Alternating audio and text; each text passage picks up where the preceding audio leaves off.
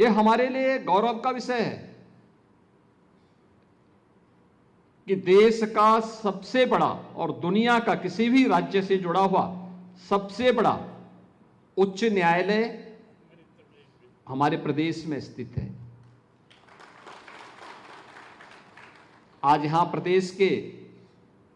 हमारे मुख्य न्यायाधीश जी का भी और प्रदेश के हमारे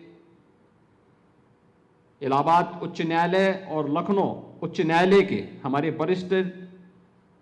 जो न्यायाधीश हैं, उनके अलावा हमारे तमाम अन्य न्यायमूर्ति गणों का हमें यहां सानिध्य प्राप्त हो रहा है। ये मेरे लिए और खास तौर पर उत्तर प्रदेश के लिए अत्यंत महत्वपूर्ण है, क्योंकि किसी भी राज्य के लिए उसके परसेप्शन को वहां के जनमानस में विश्वास के रूप में प्रस्तुत करने के लिए देश और दुनिया के सामने अपने आप को प्रस्तुत करने के लिए न्यायपालिका की एक बड़ी भूमिका होती है। हम सब जानते हैं कि देश की आजादी के अमृत महोत्सव वर्ष के अवसर पर देश के यशस्वी प्रधानमंत्री जी ने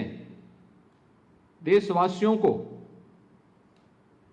देश की आजादी के शताब्दी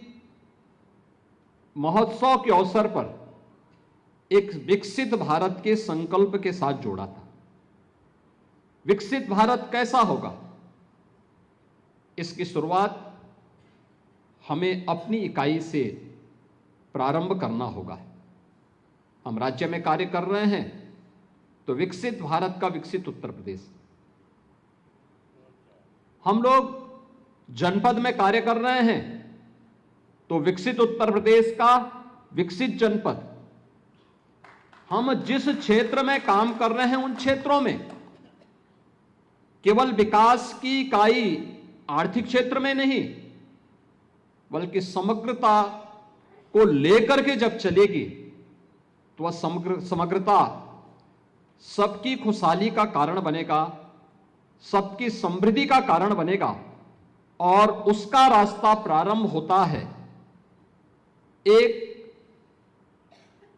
सुदृढ़ न्यायिक व्यवस्था से। न्याय सुगम भी हो और त्वरित भी हो। सुशासन के लक्ष्य को अगर हमें प्राप्त करना है तो हमें न्याय को उतना ही सुगम और उतना ही त्वरित भी बनाना पड़ेगा। और इस दिशा में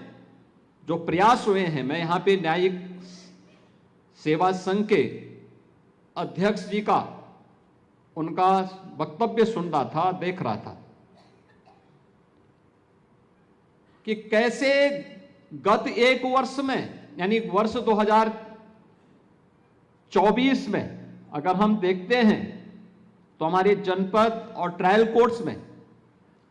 72 लाख मामलों का निस्तारण हुआ है।